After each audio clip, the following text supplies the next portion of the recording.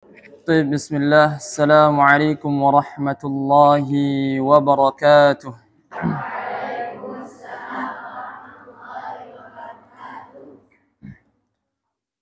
إن الحمد لله نحمده ونستعينه ونستغفره ونعوذ بالله من سرور أنفسنا ومن سيئات أعمالنا. من يهده الله فلا مضل له ومن يضلله فلا هادي له. أشهد أن لا إله إلا الله وحده لا شريك له وأشهد أن محمدا عبده ورسوله لا نبي ولا رسول بعده. أما بعد، قال الله تعالى في كتابه الكريم: يا أيها الذين آمنوا اتقوا الله حق تقاته ولا تموتن إلا وأنتم مسلمون. Alhamdulillah, segala puji hanya milik Allah Jalla Jalaluh, yang atas kenikmatannya lah kita dapat kembali berkumpul di majlis ini. Kita dapat saling menimba ilmu di tempat yang mulia ini, tentunya dengan izin Allah Subhanahu wa ta'ala. Alhamdulillah, pada malam hari yang penuh dengan berkah ini, kita dapat kembali bertemu guna melanjutkan pembahasan di antara pembahasan-pembahasan yang penting di dalam ilmu fikih, yang mana ini dapat menonjang kita di dalam kehidupan kita sehari-hari. Hal-hal yang mungkin sejatinya kita harus mengetahuinya, namun karena minimnya ilmu kita, akhirnya kita pun tidak tahu akan hal tersebut.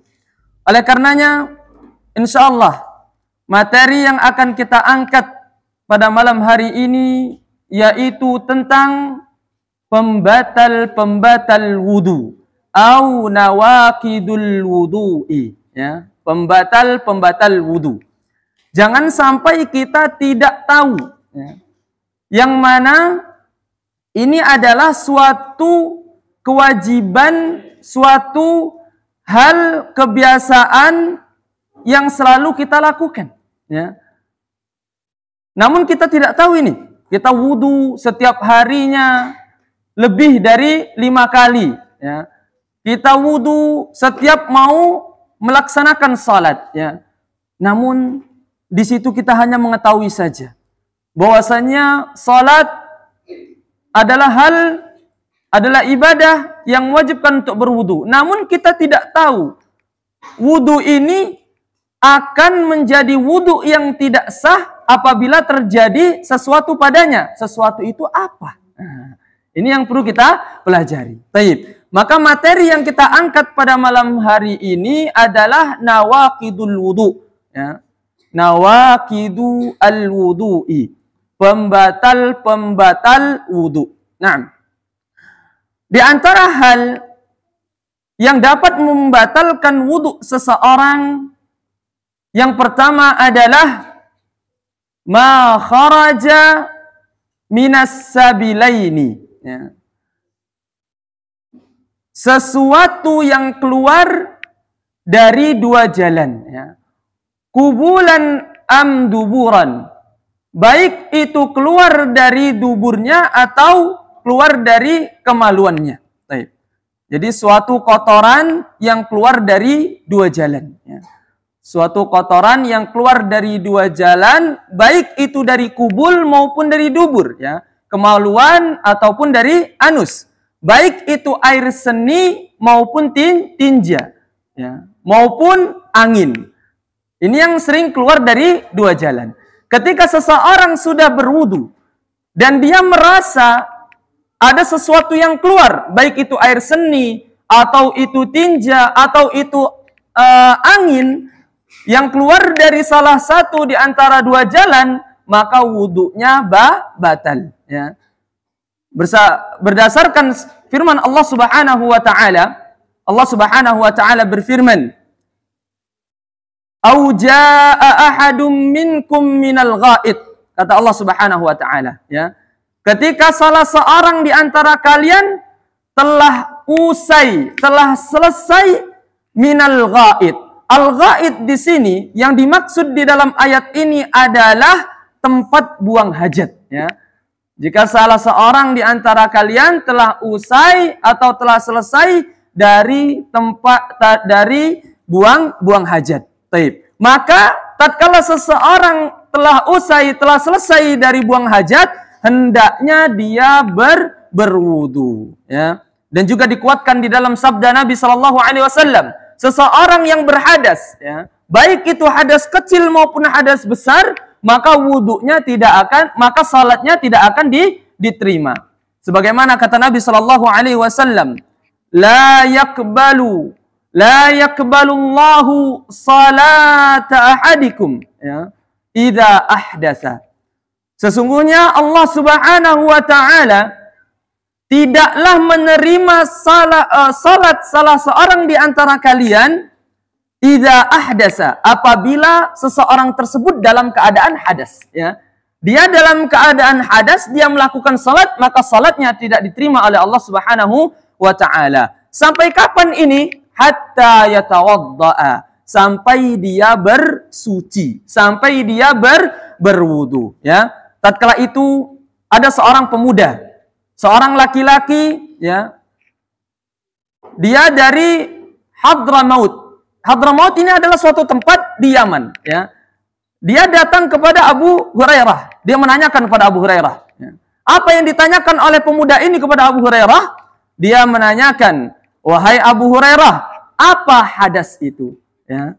Dia menanyakan, apa itu hadas? Kata seorang laki-laki tadi. Bertanya kepada siapa? Abu Hurairah. Lalu apa yang dijawab oleh Abu Hurairah?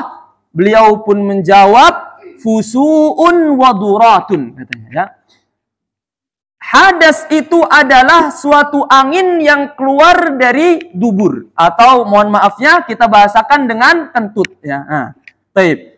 Yang mana dikatakan ketika seorang pemuda ini nanya, kata Abu Hurairah apa? Fusu'un au duratun. Angin itu keluar baik dia dengan suara ataupun tidak dengan suara. Baik, ya. Jadi kalau ada angin yang keluar dari salah satu di antara jalannya, maka wajib bagi seseorang tersebut untuk berwudu. Namun ini hal yang sangat masyhur, yang sangat sering terjadi di kalangan kita. Ya, hadirnya apa? Hadirnya keraguan di dalam hati. Ya, keraguannya ini apa? Dia ragu atas kesuciannya. Ya, kadang kita itu mendapati di dalam diri kita. Apakah kita ini tadi sudah keluar anginnya, ya? Kenapa? Karena terkadang kita itu di dalam perut kita merasakan seperti mules, ya, atau terkadang ada sedikit masalah di dalam perut kita, sehingga muncullah keraguan ketika mau salat ini. Tadi saya sudah berwudu, apakah wudu ini tadi sudah batal karena kentut atau belum? Ya, tapi kok saya tidak mendengarkan suaranya atau tidak mencium baunya, sehingga muncullah keraguan di sini. Maka Nabi Shallallahu Alaihi Wasallam bersabda, ya, dari Abi Hurairah, an Abi Hurairah radhiyallahu anhu qala Rasulullah Sallallahu Alaihi Wasallam, idza wajada ahadukum fi batnihi syai'an. Ya, dari Abi Hurairah radhiyallahu anhu, Nabi Shallallahu Alaihi Wasallam bersabda, apa kata Nabi Shallallahu Alaihi Wasallam? Idza wajada ahadukum fi batnihi syai'an, ya. Apabila salah seorang di antara kalian merasakan sesuatu di perutnya, ya, fa askala alaihi akhraja minhu syai'un am la, ya. Dia ini bingung. Apakah sesuatu tadi, angin tadi, atau ibaratnya masuk angin, ya, perutnya nggak enak, mules. Apakah angin tadi sudah keluar atau belum? Dia ini apa? Ragu, ya. Lalu apa kata Rasulullah Sallallahu Alaihi Wasallam menghadapi orang-orang yang senantiasa ragu terhadap kesuciannya? Ya, apa kata Nabi Sallallahu Alaihi Wasallam? Fala yakhrujanna minal masjidi hatta yasma'a sautan aw yajida rihan. Lihat, ini sikap yang harus kita ambil apabila kita ragu. Kata Nabi SAW terhadap orang yang ragu atas kesuciannya, fala yakhrujanna minal masjid. Hendaknya dia tidak keluar, dia tidak membatalkan salatnya hatta yasma'a sautan aw yajida rihan. Sampai dia benar-benar mendengar suara yang keluar dari jalannya tadi, dan atau dia mencium bau yang semerbak dari apanya? Dari anginnya tadi, ya. Nah, ini baru apa? Dia keluar. Kalau ada dia mendengar suara dan dia mencium baunya. Apabila masih ragu ini, dia ini masih suci atau tidak?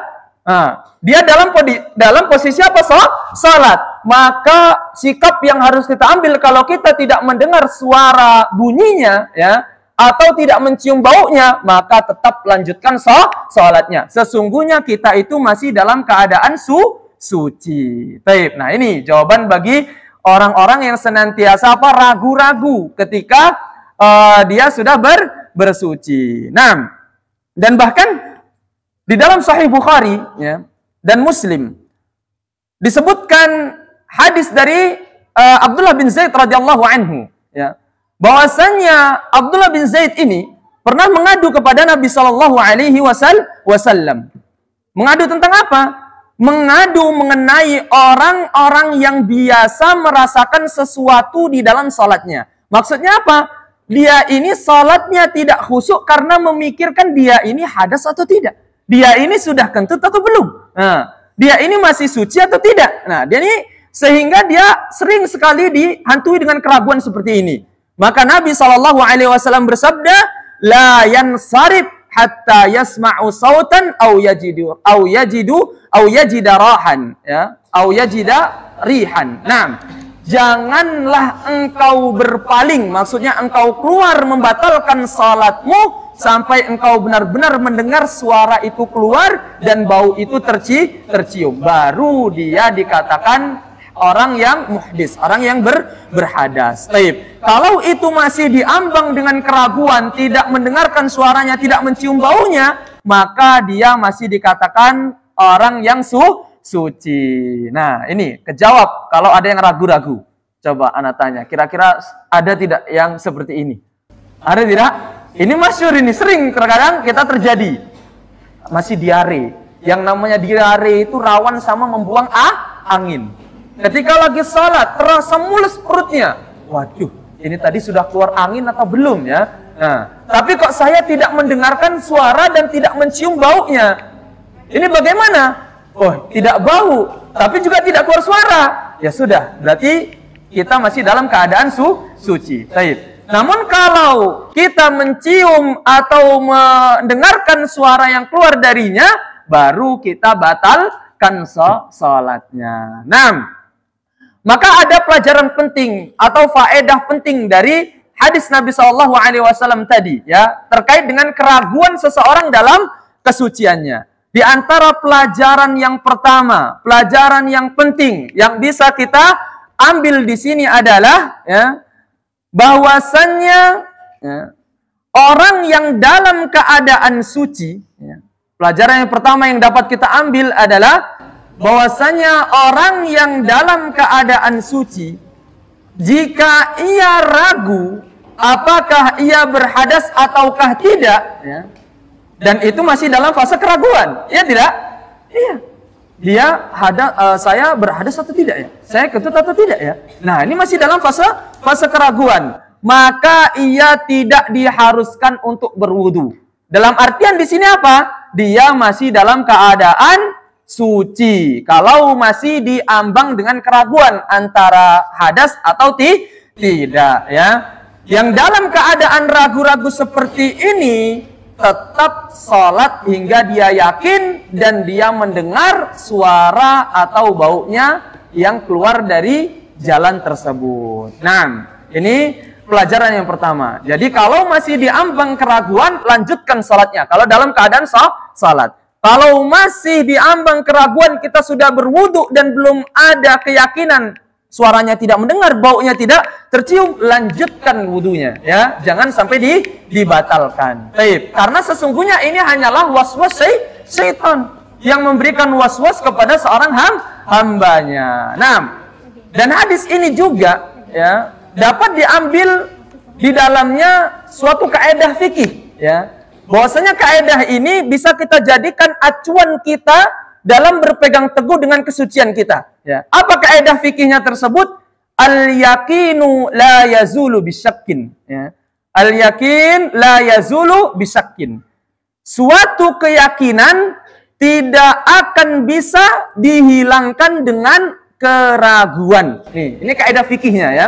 Suatu keyakinan tidak akan bisa dihilangkan dengan keraguan. Al-yakinu la yazulu bisyakin. Ya, suatu keyakinan tidak bisa dihilangkan dengan keraguan. Kalau kita belum kalau kita yakin kita belum berhadas, ya berarti kita dalam keadaan suci.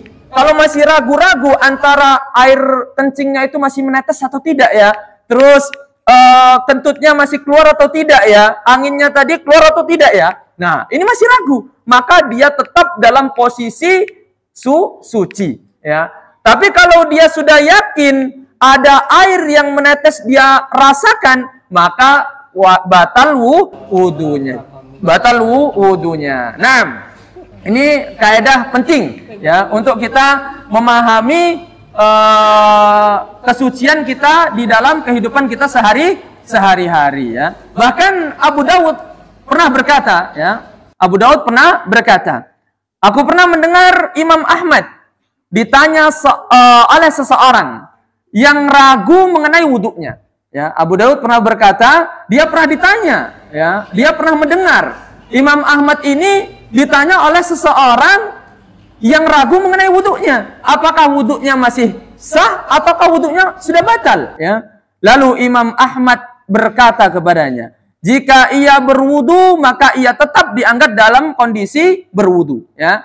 Jika ia berwudu maka ia tetap masih dianggap dalam kondisi berwudu. Sampai ia benar-benar yakin berhadas, baru dia batal. Ya. Kalau dia masih dalam kondisi berwudu, dia masih dianggap sah wudunya, masih dia dalam keadaan berwudu. Sampai dia benar-benar yakin kalau dia sudah berhadas, ya.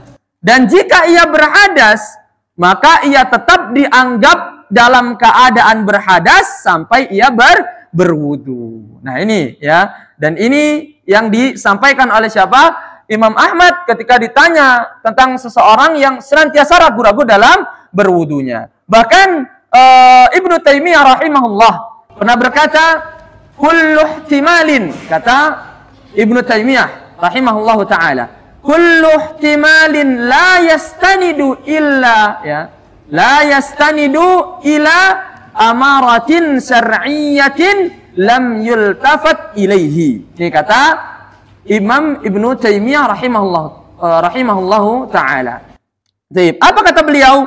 Setiap yang masih mengandung keraguan, kata Imam Ibnu Taimiyah, setiap sesuatu yang masih mengandung keraguan, ya, yang tidak ada patokan syar'i, ya, sebagai pegangannya. Maksudnya tidak ada dia ini suatu acuan kalau dia ini sudah keluar dari keraguan itu, ya, maka tidak perlu diperhatikan. Karena apa? Karena itu hanyalah was-was. Karena keraguan itu adalah was-was yang diberikan oleh syaitan. Nah, maka ini adalah hal yang dapat membatalkan wudu. Yang pertama adalah keluarnya sesuatu dari dua jalan. Nah, dan termasuk sesuatu yang keluar dari dua jalan tersebut juga adalah 3 cairan, ya. 3 cairan yang keluar yang ini dapat membatalkan wudhu seseorang. Ketika keluar cairan ini dari seseorang tersebut, maka wudhunya otomatis batal. Baik. Apa itu 3 cairannya? 3 cairan tersebut adalah al-manyu wal wadyu wal madyu, ya. Nih. 3 cairan itu adalah air mani, air wadi, dan air madhi. Yang ini keluar dari kemaluan seseorang. Ketika tiga cairan ini keluar ya dari kemaluan seseorang, maka dia dikatakan berhadas ya. Sebagaimana diriwayatkan oleh Ibnu Abbas radhiyallahu anhuma. Dia berkata, mani, wadi dan madhi ya. Adapun mani, ia adalah sesuatu cairan yang keluar dari kemaluan yang itu disebabkan oleh syahwat. Maka ketika mani ini keluar, kewajibannya hanya bukan berwudu ya. Tapi apa? Untuk mandi. Baik. Lalu dikatakan, sedangkan wadi dan madhi, beliau berkata, ighsil dzakaraka au mudzakirai,ka wa tawadda wudu'aka lis-shalah. Baik. Tiga cairan tadi, kalau mani ketika keluar dari kemaluan seseorang mewajibkan untuk mandi, bukan hanya sekedar berwudu. Karena dia hadas besar. Baik. Adapun wadi dan madhi, maka cukup kita membasuh alat kelamin kita dan setelah itu berwudu sebagaimana wudu untuk salat. Selesai. Maka kita sudah dalam keadaan suci lagi ya. Kalau wadi dan madhi tidak mewajibkan untuk mandi. Cukup dengan berwudu maka kita sudah dalam keadaan suci. Nah, mungkin masih banyak yang belum paham ya, apa madi, apa wadi, apa madhi ya. Insya Allah nanti akan paham ya. Nah, belum. Kalau kata orang itu belum cukup umur mungkin ya. Nah, intinya sekarang kita pahami saja. Jadi ada tiga cairan yang keluar dan ini dapat membatalkan atau menghalangi seseorang dari salat mereka. Nah, yang pertama tadi pembatal wudu apa ya, ikhwah? Apa tadi pertama pembatal wudu? Coba ini, yang ikhwan ini biasanya penyakitnya santri banin ini males nyatet ya. Ini, coba Mas yang baju putih. Saya tanya, apa pembatal wudu yang pertama?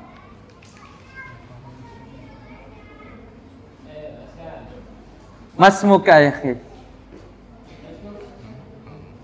Mas Muk, siapa namanya Mas?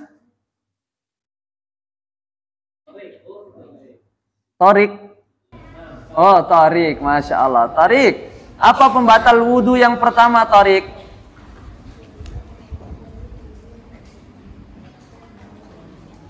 Gimana? Jangan-jangan belum makan malam ini ya? Masya Allah. Taib, Fadal, Mas baju biru. Apa pembatal wudu yang pertama? Taib, sesuatu yang keluar dari dua jalan ya. Baik itu air seni maupun itu angin maupun itu tinja. Maka ketika salah satu di antara ini keluar, maka wudunya jelas batal. Maka ketika batal wudunya, hendaknya seseorang yang akan melaksanakan salat dia berwudu kembali. Nah, itu pembatal wudu yang pertama. Baik. Pembatal wudu yang kedua itu adalah an-naumul mustaghraq. Tidur nyenyak. Nah, ini ya. Tidurnya nyenyak. Kadang di antara kita ini tidak paham. Sudah tidur 5 jam, tangi-tangi langsung sholat. Ya. Ini apa? Tidak sah sholatnya. Kenapa? Karena tidur yang sampai melelapkan, ya. Tidur yang sampai kita ini tidak tahu apa yang kita lakukan, ya. Sampai hilang kesadaran. Maka tidur ini dapat membatalkan wudu seseorang. Apa itu tidur nyenyak? Ya. Tidur nyenyak itu adalah tidur yang menghilangkan kesadaran. Nih, pahami. Tidur yang menghilangkan kesadaran. Ini namanya tidur nyenyak. Atau lebih dibahasakan tidur enak lah ya. Kalau sudah merasakan tidur yang enak ya pasti nyenyak. Nah, ini kalau tidur nyenyak maka ini dapat membatalkan wudu ya. Baik itu dalam keadaan duduk maupun dalam keadaan berbaring ya. Baik itu sedang menunggu sholat atau sedang duduk di atas kursi, duduk di atas lantai ya. Namun dia terlelap ini tidurnya ya, hilang kesadarannya. Maka apa? wudunya dia batal. Ketika dia ingin melaksanakan wudu lagi, maka hendaknya melaksanakan salat, maka hendaknya dia berwudu kembali. Sebagaimana ketika khutbah, kalau memang itu lelap, ya, lelap maupun dia dalam keadaan duduk. Namanya apa? Orang khutbah. Khutbah itu sebenarnya nasihat yang kita harus dengarkan. Tapi mungkin saking enaknya khotib menyampaikan jadi tidur. Kalau sudah kita itu benar-benar nyenyak, tidak tahu posisi kita itu tidur bagaimana, tahu-tahu aqimis shalah, maka wudu, ya. Tahu-tahu apa? Aqimis shalah, maka wajib berwudu. Kalau tidak berwudu, maka salatnya tidak sah. Nah, bagaimana dikatakan tidur itu nyenyak ketika dia tidak tahu sesuatu apa yang dia rasakan, ya. Bahkan sampai posisi dia itu tidur entah terlentang ataupun itu duduk, dia tidak tahu, ya. Tahu-tahu lepnya nyenyak, sudah tidak sadar sekitarnya ada apa, ada orang atau tidak, terus tidak merasakan apapun itu, maka ini tidur ini membatalkan wudu. Lalu apa kewajibannya? Yaitu berwudu kembali. Nah, sebagaimana di dalam suatu hadis disebutkan, hadis Safwan bin Asal radhiyallahu anhu, dia berkata, Rasulullah sallallahu alaihi wasallam, ya, memerintahkan kami jika kami dalam keadaan safar agar tidak melepas sepatu kami selama 3 hari 3 malam. Ya, ini adalah suatu kebiasaannya Nabi Shallallahu Alaihi Wasallam ketika bersafar. Beliau mashu alal khufain. Apa itu mashu alal khufain? Mengusap di atas sepatu. Bagi orang yang mukim, itu mudahnya, jaraknya, masa waktunya cukup 1 hari 1 malam. Bagi orang yang mukim. Kalau bagi orang yang musafir, maka jarak atau mudah mengusap sepatu itu 3 hari 3 malam, ya. Ini sabda Nabi Shallallahu Alaihi Wasallam. Ketika Rasulullah Shallallahu Alaihi Wasallam ketika itu memerintahkan kepada kami dalam keadaan safar agar tidak melepas sepatu selama berapa? 3 hari 3 malam, kecuali dalam keadaan junub. Kalau seseorang sudah masuk alal khufain ini dalam keadaan safar, dia junub, qadarullah semalam ihtilam, ya, mimpi basah. Lalu apa? Dia masuk alal khufainnya itu, mengusap di atas sepatunya, itu batal. Kenapa? Karena dia sudah junub. Maka hendaknya dia mandi terlebih dahulu, baru masuk alal khufain lagi, mengusap di atas sepatu lagi. Nah, dan beliau mengatakan, beliau tidak melepasnya kecuali dalam keadaan junub. Walaupun itu buang hajat, kencing, dan tidur, beliau tetap menggunakan sepatunya. Lihat di dalam sabda Nabi, di dalam hadis ini, Nabi Shallallahu Alaihi Wasallam menyamakan tidur dengan apa? Buang hajat atau kencing. Ini menandakan bahwasanya tidur adalah termasuk sesuatu yang dapat membatalkan wudu. Nah, ya.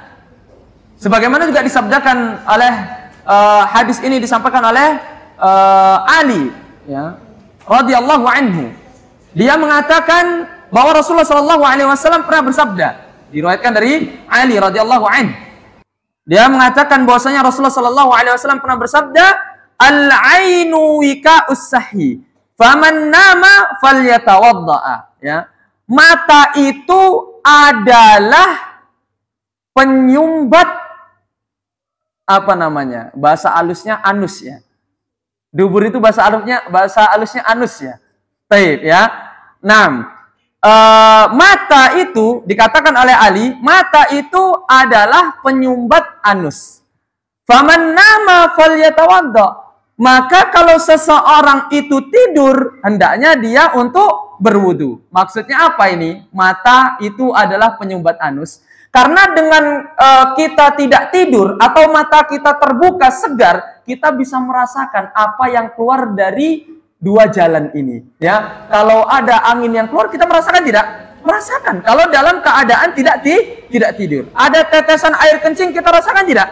Kita merasakan. Kalau dalam keadaan tidak tidur. Baik. Kalau kita dalam keadaan tidur, maka yang dimaksud tidur membatalkan wudhu, kita dikhawatirkan keluarnya apa? Angin atau keluarnya suatu hadas yang kita tidak rasakan. Dan itu disebabkan tidur yang nyenyak. Nah ini ya. Kalau tidurnya itu tidak nyenyak, hanya mejem mata, dia masih bisa merasakan posisi tidurnya, dia tahu, dia bisa merasakan sesuatu yang keluar dari dirinya, maka tidak membatalkan wudhu. Tapi kalau itu sudah lep, apapun tidak dirasa, sesuatu yang keluar tidak dirasa, maka ini membatalkan wudhu. Baik. Sampai sini insyaallah bisa dipahami ya. Nah, jadi hal yang dapat membatalkan wudhu adalah tidurnya nyenyak. Nah, dan tidur nyenyak membatalkan wudhu ini ada 3 pendapat ulama dalam masalah ini. Tentunya ini berbeda-beda pendapat. Nah, kita pahami dulu salah satu pendapat masing-masing dari para ulama. Nanti baru kita ambil kesimpulannya mana yang paling kuat di antara pendapat mereka. Pendapat para ulama yang pertama ya, terkait tidur membatalkan wudhu ya.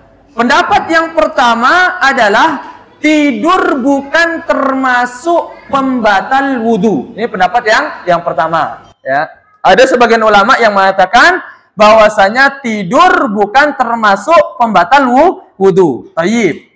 Nah, dan pendapat yang kedua, sebagian ulama berpendapat bahwasanya tidur termasuk pembatal wudhu. Berbeda tidak? Berbeda. Nah, nanti kita akan bahas. Tayyib. Dan yang ketiga adalah pendapat ulama yang ketiga, tidur merupakan sebab kemungkinan besar terjadinya pembatal wudhu. Sehingga ada yang membatalkan wudhu dan ada yang tidak batal. Nah ini pendapat yang tiga. Ya, pendapat yang pertama, tidur tidak membatalkan wudhu. Yang kedua, tidur membatalkan wudhu. Yang ketiga, tidur merupakan sebab kemungkinan besar terjadinya apa? Pembatal wudhu. Ya, sehingganya tidur bisa menjadi sebab pembatal wudhu dan tidak menjadi sebab pembatal wudhu. Jadi ada 3 pendapat ulama dalam pembahasan tidur adalah pembatal wudhu. Baik. Sekarang kita kupas pendapat yang pertama. Tidur bukan termasuk pembatal wudhu. Ya. Pendapat ini dinukil dari beberapa sahabat dan tabi'in seperti Abu Musa al-Ash'ari ya, radhiyallahu anhu, seperti Sa'id bin Musayyib. Di antara alasan mereka, di antara alasan pendapat ini, yang pertama, keterangan sahabat Anas bin Malik radhiyallahu anhu di dalam suatu hadis, anna sahabata radhiyallahu anhum kanu yantadiruna al-isya'a ala ahdi Rasul sallallahu alaihi wasallam ya hatta takhfaqa ru'usahum thumma yusalluna wa la yatawaddun. Ya. Ini pendapat yang pertama. Hujah mereka yang pertama bahwasanya tidur bukan termasuk pembatal wudu. Kenapa? Karena para sahabat radhiyallahu anhum mereka dahulu menunggu sholat isya di zaman Nabi Shallallahu Alaihi Wasallam sampai kepala mereka merunduk atau sampai kepala mereka itu tertunduk. Kenapa? Ngantuk. Ya. Kemudian mereka sholat jamaah dan mereka tidak mengulangi wudu. Nah ini hujjah atau hadis yang digunakan bagi orang-orang yang mengatakan bahwasanya tidur bukan pembatal wudu. Ya, mereka berhujjah bahwasanya dahulu para sahabat ketika menunggu salat isya, ya, menunggu Rasulullah Shallallahu Alaihi Wasallam, mereka itu menunggu di antara salat tersebut mereka sampai tertunduk, ya, menunggu salat itu, tertunduk, tertidur bahasanya, ya.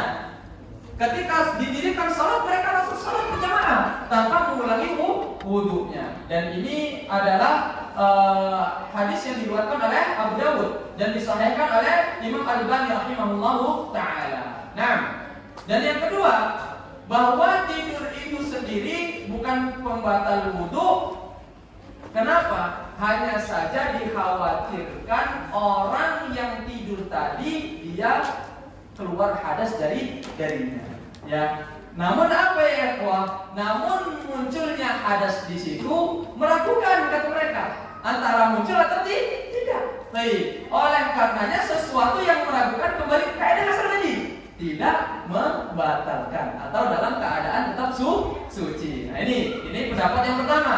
Mereka berpendapat bahwasanya tidur itu tidak membatalkan wudu karena para sahabat terdahulu ketika menunggu sholat isya mereka tertidur tertunduk kepalanya, ketika didirikan sholat mereka langsung sholat tanpa mengulangi wudunya, ya, tanpa mengulangi wudunya. Kan tidur itu dikhawatirkan terjadinya hadas, ya.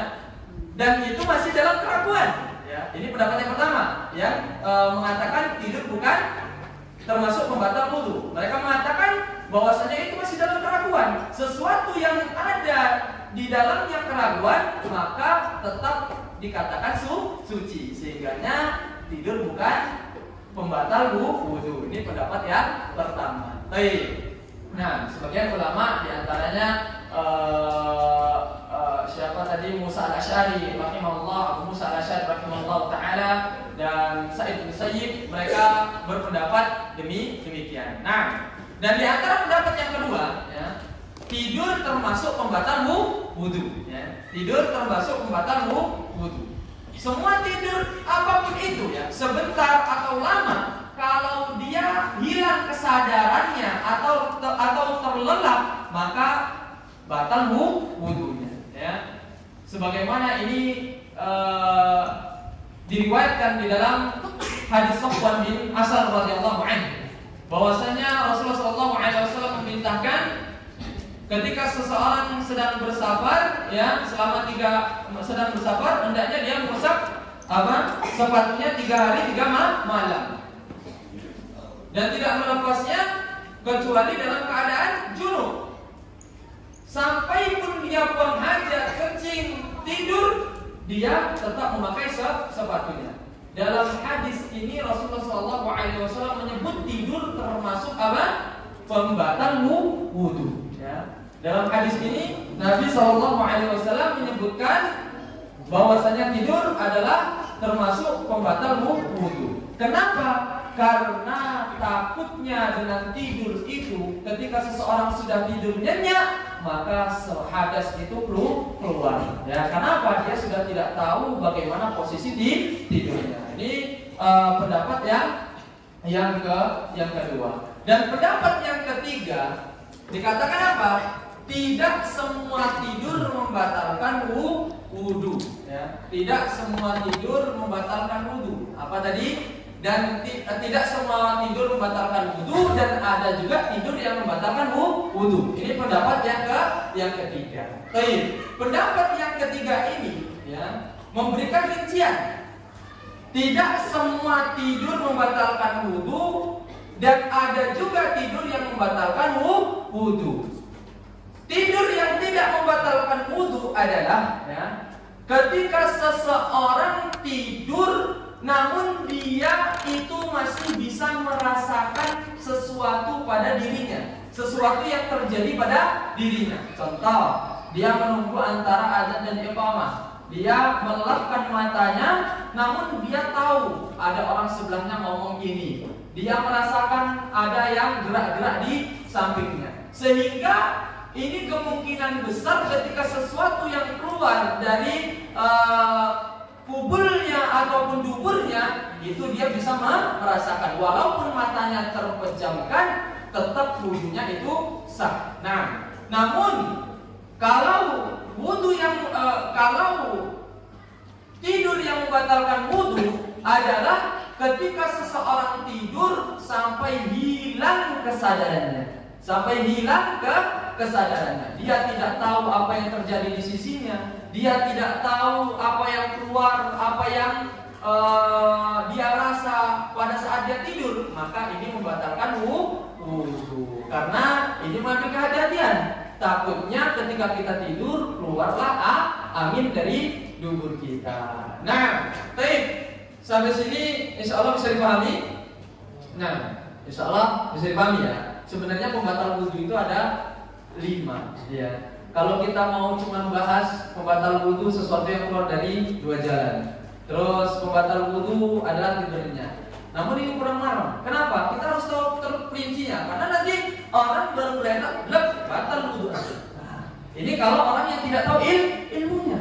Maka yang dikatakan tidur membatalkan wudu adalah tidur yang benar-benar hilang kesadaran. Nah, wudu yang hilang tidur yang hilang kesadaran. Dan pendapat inilah yang pendapat lebih kuat. Ya. Sebagaimana ini adalah pendapat Imam Malik. Ya. Sebagaimana ini adalah pendapat Malikiyah. Nah, dan mungkin ada sesuatu yang juga sering dirasakan oleh kita, yaitu apa? Apakah boleh menahan kentut atau buang hajat seperti air seni ataupun tinja ketika sedang dalam keadaan sholat? Nah, ini apa jawabannya? Ya, ketika seseorang itu menahan angin yang akan keluar dari anusnya, kalau angin itu kadarnya masih bisa tertahan, maka hukumnya makruh. Ya, maka hukumnya makruh. Baik. Kalau angin itu benar-benar sudah tidak tertahan, kalau dia dalam posisi masih tegak, dia masih bisa menahan, ketika sujud dia keluar, maka ini batal, ya. Maka tidak boleh menahannya. Begitupun dengan air kencing ataupun tinja. Ketika memang kita masih bisa menahannya, ya hukum menahan itu apa? Makruh. Tapi kalau memang sudah sangat terasa sakit, sangat terasa tidak nyaman sehingga kita itu hilang kefokusan dalam sholat kita, maka hukumnya batal. Tidak boleh dia melanjutkan sholatnya. Tapi kalau misalkan masih bisa tertahan, dia masih bisa khusyuk dalam sholatnya, masih bisa mendengarkan dengan baik apa yang dibaca oleh imam, maka hukumnya makruh, masih boleh dilanjutkan sholatnya. Nah, mungkin ada pertanyaan?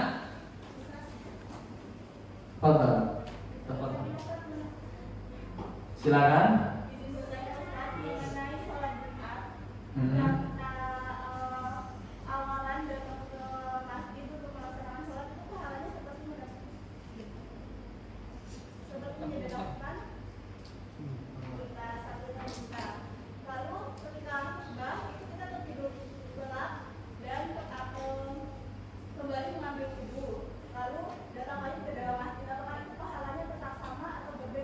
Tetap sama, karena itu adalah fadilah, ya.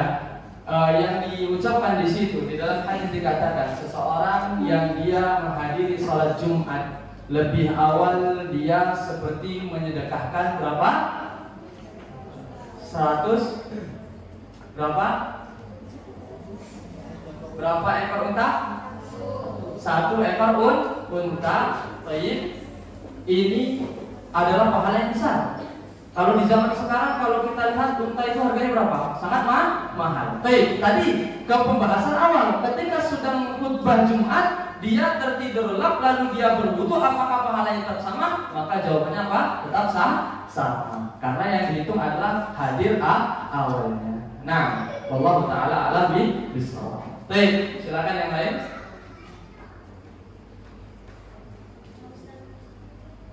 Silakan ada. Nah,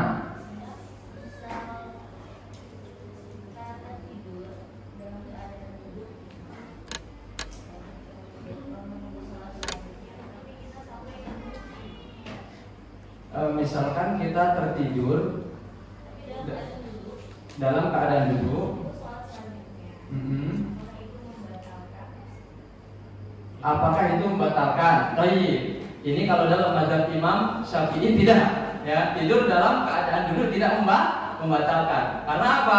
Ada syarat-syaratnya. Kalau tidur itu mohon maaf, pantatnya dalam keadaan agak ditutup, itu tidak membatalkan. Namun kita mengambil pendapat yang kehati-hatian. Mau itu dalam keadaan duduk, keadaan berbaring, menunggu sholat selanjutnya, kalau dia terlelap, ya. Jadi patokan ukur itu apa? Terlelap, hilang kesadaran. Kalau dia sudah sampai tidak tahu apa yang dilakukan, tidurnya bagaimana, terus di sekelilingnya ada orang atau tidak, dia benar-benar terlelap, maka batal.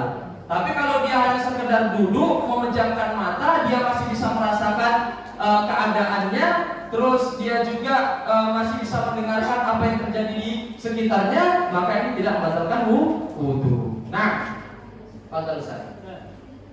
Mau nanya kalau pas jadi imam. Nah, kalau nahan kentut, tadi kan katanya makruh. Nah, kalau pas jadi imam, qadarullah dan rakaat terakhir kebelet kentut, dia nahan, itu malah wajib ditahan atau tetap makruh? Ya tetap hukumnya makruh dalam kondisi apapun itu. Jadi kalau memang itu masih bisa ditahan, ya walaupun makruh itu lebih baik, ya. Nah, jadi lebih baik ditahan. Kalau memang benar-benar ini sudah rakaat terakhir, kita ini masih nahan, tapi ini nanti pasti kalau sujud keluar. Nah, ini bagaimana? Batalkan. Ini batalkan. Biar orang yang di belakang menggantikan. Jangan sampai apa? Kita menahan, akhirnya terjadi ketika sujud keluar. Ini bahaya ya. Malah apa? Ini hal yang tidak baik. Nah, jadi hukumnya batal. Tapi kalau masih bisa tertahan itu maksud ditahan saja, tidak mengapa. Nah, ada yang lain? Kalau tidak ada kita cukupkan. Silakan. Nah, ketika kita sholat Jumat, ini kan berbeda dengan sholat zuhur ya Ustaz. Baik. Apakah sholat Jumat itu ada sholat qobliyah dan ba'diyahnya Ustaz? Nah, baik.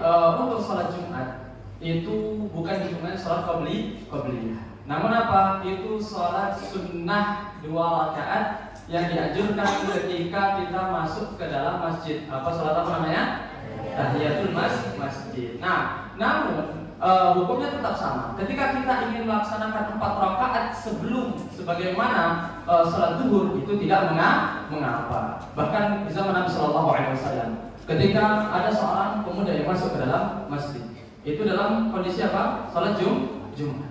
Ketika khatib sudah naik dan khatib sudah menyampaikan khutbahnya, dia langsung duduk. Maka diperintahkan apa oleh Rasulullah Shallallahu Alaihi Wasallam? Kum wasalli. Ya, berdiri sholat dulu 2 rakaat. Ini menunjukkan bahwasanya hal ini adalah hal yang disunnahkan dengan ditekankan. Baik, adapun kalau kita ingin melaksanakan sholat qobliyahnya sebagaimana sholat zuhur, kalau memang itu masih ada waktunya maka afdal, ya. Kalau itu sudah tidak ada waktunya maka cukup melaksanakan sholat 2 rakaat tahiyatul masjidnya. Nah, begitupun dengan setelahnya ba'diyahnya itu tetap berlaku. Nah, silakan. Kalau misalnya kita mau sholat terus duduk terus keluar angin sampai 3 kali, itu solusinya gimana? Solusinya bagaimana? Keluarkan dulu anginnya baru wudu, ya. Keluarkan semua anginnya baru wudu. Kalau memang sekiranya baru wudu keluar, terus tahan dulu, jangan berwudu dulu, ya. Jangan berwudu dulu, terus sampai benar-benar kita sudah yakin gak bakal keluar lagi, baru berwudu. Kalau memang masih keluar lagi, maka kita dalam keadaan ma'fu. Kita cukup berwudu. Maka kalau memang masih keluar lagi, itu hukumnya sama dengan orang istihadah. Dia berwudu ketika memang sholat mau dilaksanakan. Ya, jadi kalau ada itu, ikhwah, penyakit orang yang senantiasa kentut, ya. Baru ini keluar lagi, ya. Terus apa? Kadang orang juga ada penyakit apa namanya? Air seninya ini netes terus, ya. Nah, kalau dalam posisi ini, keadaan ini, maka berlaku hukum sebagaimana orang istihadah. Orang istihadah itu dia berwudu ketika akan menjelang sholat. Nah, takutnya apa? Kalau dia berwudu dari jarak yang jauh, ketika itu darah selalu keluar, ya. Hukum dirinya itu dia suci, namun darahnya yang najis. Begitu juga dengan orang yang senantiasa tadi buang angin, ya.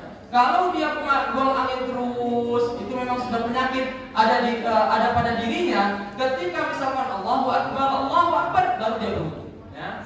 Baru dia berwudu. Sebelumnya apa? Jangan. Lalu hukum ketika kita baca Quran, ya tidak mengapa. Tetap kita dalam Baik, Allah Ta'ala alam bisawab. Halas insyaallah ya, kita cukupkan ya. Insyaallah kita lanjutkan lagi di pekan depan Ustaz Aris di bagian yang kedua. Ini baru 2, masih kurang 3 lagi untuk pembatal wudu. Ya. Mungkin kan kita bahas seperti ini karena pasti banyak kejadian di kalangan kita yang itu kita tidak ketahui. Nah, wallahu ta'ala alam bissawab wa sallallahu ala nabiyyina Muhammad wa ala alihi wa sahbihi wa sallam. Nakhtatim liqa'ana hadha bi du'a'i kafaratul majlis.